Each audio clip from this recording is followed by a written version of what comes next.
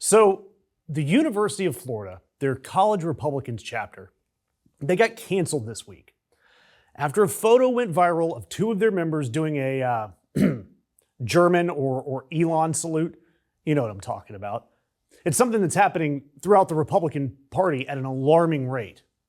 And even the statewide chapter, the Florida Federation of College Republicans, they investigated this whole incident and found a pattern of conduct, not a one-time oopsie, a pattern, and shut the entire chapter down, and the University of Florida agreed.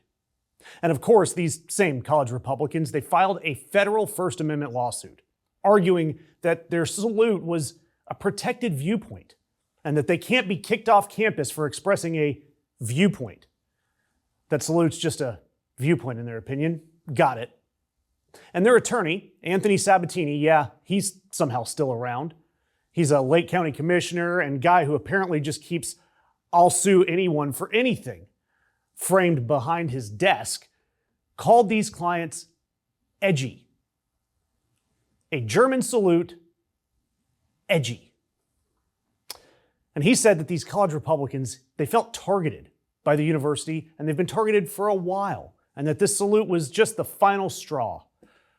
Well, pardon me, but Mr. Sabatini, sir, when you say that that was the final straw being a German salute, you're telling me all I need to know about this chapter of college Republicans.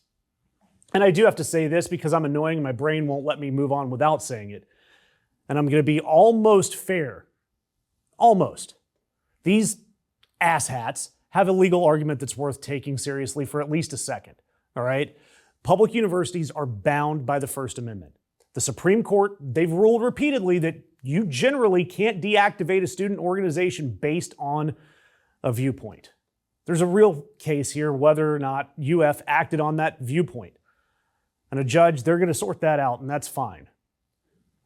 But more importantly, when you are an organization that is making hate symbols and you're honoring a regime that exterminated millions of humans as part of your club's culture, you're not going to be free from consequence. You might get reinstated under the law, but man, are people going to hold you accountable. And like the statewide chapter said, there was a pattern here. This wasn't a clumsy, I put my arm up the wrong way, or someone grabbing an awkward screenshot, but a clear pattern. Because the photos also showed chapter members posing with Nick Fuentes. You know, the supremacist that says that the concentration camps were fake, who is somehow a recurring character at every Republican youth anti-Semitism story, especially when it comes to the state of Florida. And in the photos also, another far-right manosphere mouthpiece, Myron Gaines. So these guys, they peddle in that sphere. There was also reportedly a group chat with messages that said that the little angry German leader, I can't say his name here, didn't do enough. The salute, a Nick Fuentes selfie, and the little German guy with the mustache didn't do enough. And this is the same week that right down the road, Florida International University is still dealing with the fallout from their college Republican group chat, where the N-word appeared over 400 times, along with instructions from their recruitment chair to, quote, avoid the coloreds like the plague.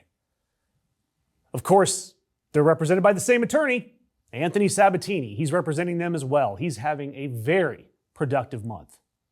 And meanwhile, and this is the kicker to me, the National College Republicans, the national organization, named Kai Schwimmer, a close friend and associate of Nick Fuentes, as their national political director earlier this month.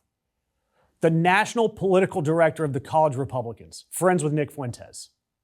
So to me, the question isn't whether or not the UF chapter represents a fringe element of the GOP.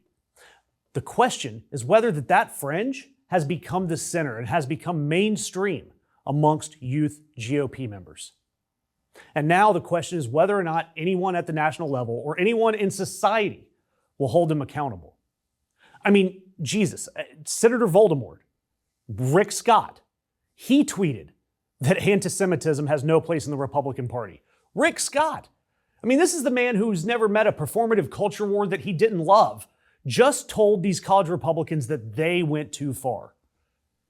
If Rick Scott drew the line that you crossed, you done messed up, Aaron. I mean, seriously, this is crazy. And again, I genuinely believe in the First Amendment. But I also believe that we have, saying that you have the constitutional right to do a World War II German salute on a public university campus, that's a sentence that should give every single person in that chapter a hard, long look in the mirror. And perhaps more importantly, a conversation with their parents about how these kids were raised.